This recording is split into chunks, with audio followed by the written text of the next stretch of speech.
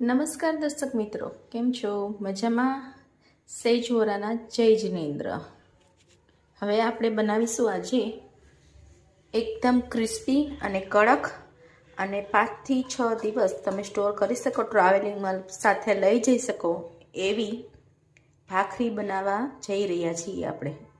એના માટે આપણે જોઈશે, હું આજે એક અલગ રીતની જ ક્રિસ્પી ભાખરી બનાવવા જઈ રહી છું, જે ધ્યાનથી તમે જોજો દર્શક મિત્રો.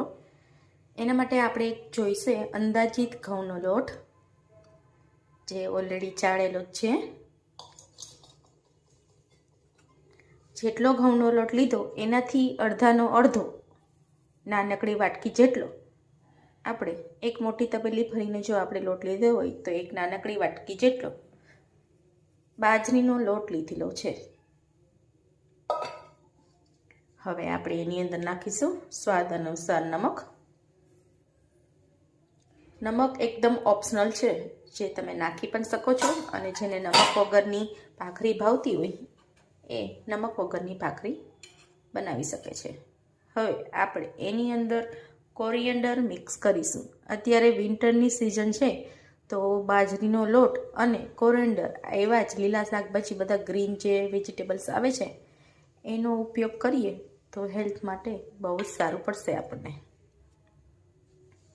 હવે અંદાજિત આપણે 1 ચમચી જેટલું ઓઇલ મિક્સ કરીશું. આ લોટને બાંધવાની એક અલગ જ ખૂબી છે, એને એકદમ મસળીને તમારે બાંધવાનો રહેશે. જુઓ, તમે જોઈ શકો છો પ્રોપર હું કઈ રીતે એકદમ મસળીને એને બાંધી રહી છું લોટ.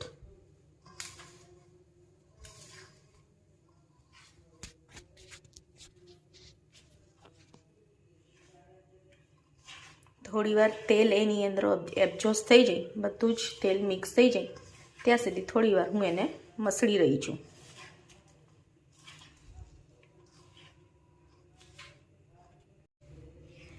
હવે લોટને સારી રીતે આવી રીતે તેલ એબ્ઝોર્બ થઈ જાય ત્યાં સુધી આપણે એને મસળીને એકદમ સરસ એવો ભાખરીનો લોટ તૈયાર કરવાની તૈયારી કરી રહ્યા છીએ આપણે.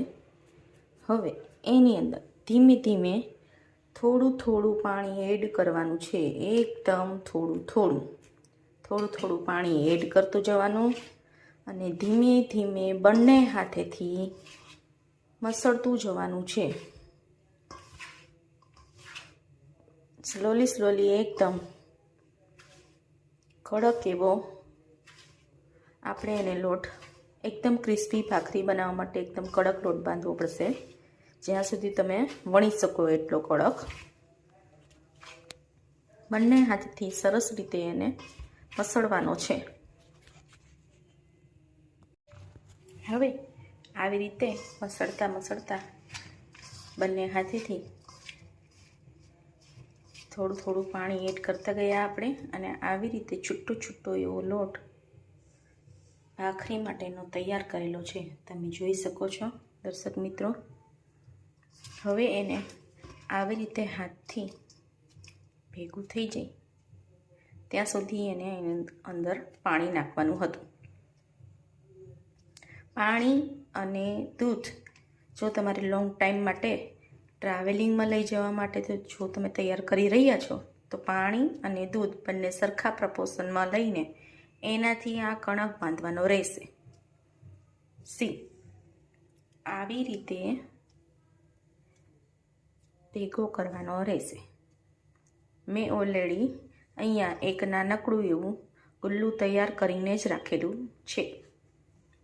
જુઓ,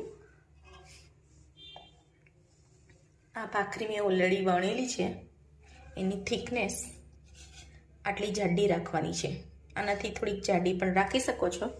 તમને જેવી જાડી પાતળી ફાવતી હોય એવી તમે રાખી શકો છો. હું કઈ રીતે આ લોટ ભેગો કરી અને ગુલ્લું બનાવીને વણી રહી છું એ તમે બરાબર જોજો.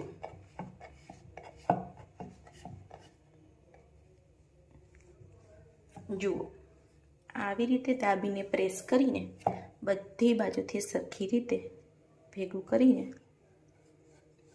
હવે આને એકદમ પાર દઈને સરખી રીતે વણવાનું રહેશે ગોળ શેપમાં. આ મારી ભાખરી ઓલરેડી મેં તૈયાર કરેલી જ છે.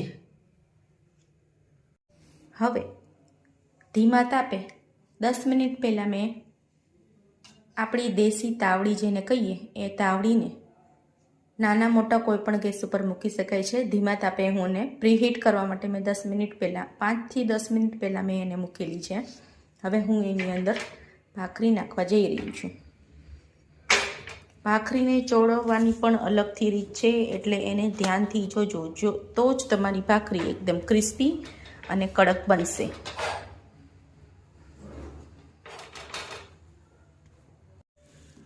આવી રીતે ભાખરીને અંદર તાવડીમાં મૂક્યા પછી ધીમે ધીમે થોડું થોડું પ્રેસ કરતું જવાનું છે બધી બાજુથી. એક આવું કપડું લઈને આવી રીતે પ્રેસ કરતું જવાનું છે એને બધી બાજુથી, એટલે એકદમ ક્રિસ્પી અને બધી બાજુથી એકદમ પ્રોપર ચડેલી બનશે. ક્યાંયથી બી તમને કાચી લાગશે નહીં. જો ભાખરી બહુ ચીપકતી હોય અંદર તાવડીમાં તો એક તવીથા અથવા તો નાઈફની મદદથી તમે એને ઉખેડી શકો છો. જુઓ દર્શક મિત્રો,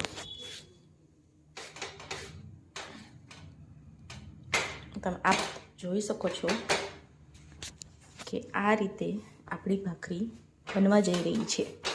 આવી રીતે એની ભાત પડી જશે. પછી એને પાછળની સાઈડથી એકદમ સ્લોલી પ્રેસ કરીને ચડવા દેવાની છે.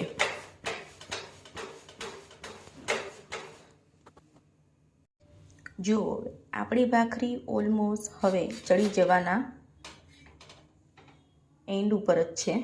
આ રીતે બધી બાજુથી આપણી ભાખરી પ્રોપર ચડી જશે. હવે એને થોડી વાર ઉલટું કરીને આવી રીતે મૂકી રાખવાની છે, એટલે એની એકદમ કોર્નર બધી જ પ્રોપર રીતે ચડી જશે.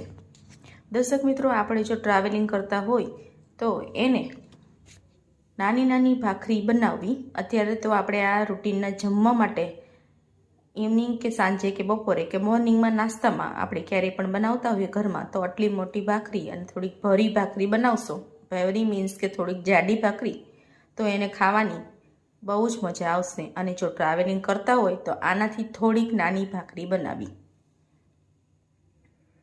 નાનકડા વાટકાના શેપની નાની એવી ભાખરી બનાવવાથી આપણે એક ભાખરી આસાનીથી ખાઈ શકીએ છીએ. જેથી એક ભાખરી ખાઈને અને થોડી અડધી ભાખરી મૂકી રાખવાનો ખોટો બગાડ ના થાય એ રીતે. જુઓ, આપણી ભાખરી આ રીતે તૈયાર થઈ રહી છે.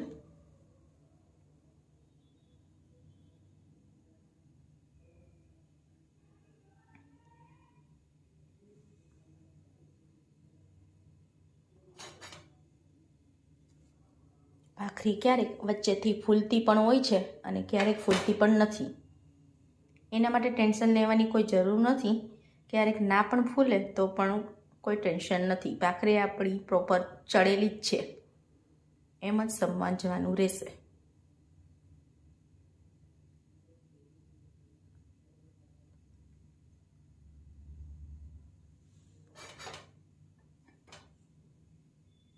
હવે આપણી ભાખરી ઓલમોસ્ટ ડન થઈ ગઈ છે. જુઓ, આ રીતે રેડી થઈ જશે. થોડી ઠંડી થાય થોડી વાર, એના પછી આપણે ઘી લગાડવાનું રહેશે. એના ઉપર ઉતરે એવી તરત એના ઉપર ઘી ના લગાડવું. થોડી વાર પછી ઘી લગાડવાથી પ્રોપર એકદમ એનું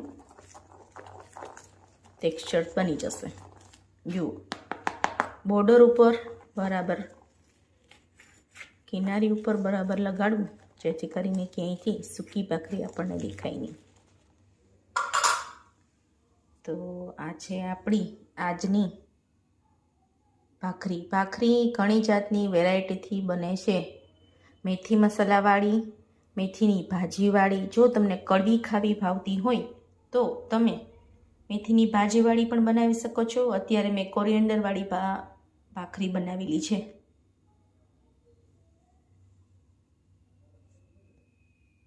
થેન્ક યુ ફોર વોચિંગ.